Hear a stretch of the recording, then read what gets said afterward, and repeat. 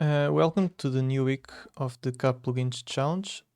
So this week it seems that we need to add the GraphQL plugin. So let's start. They provide us this link here that we have the example, and if you continue following the links, we can see the command that we need to use to install it. So let's install it.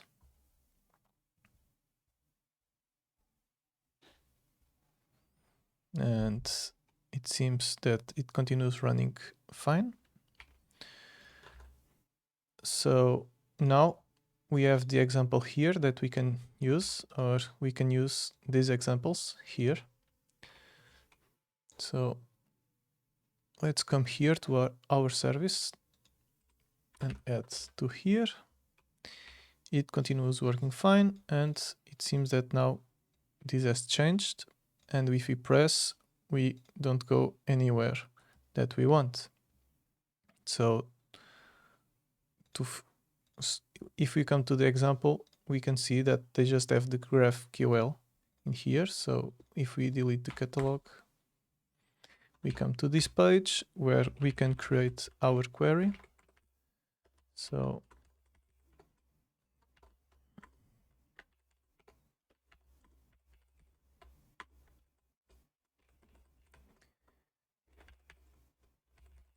we add all the fields we want, and we have the same results as them. So the first part is done. The second part is to put the previous links working. So to do this, they tell us that we can go to the subsamples repository. So let's go there. And since we don't know which repository we should use for the example, we can do an advanced search and search for all the files in every directory and find the server.js file, like they say here, that we should add for this. And since we still have a lot of results, that doesn't matter. We can just come here and say that the file needs to contain the graph word, and we come here and we see this example, and it seems that that's what we want. Another thing that we're going to miss is that if we come here to their CDS, we can see that they are using the protocol OData v4, REST, and Graph. And as you can see here, we are using the OData v4 and the GraphQL. So we need to copy this. Like they say, we can use the protocol here. So remove the REST since we are not using it, and create now the server.js file.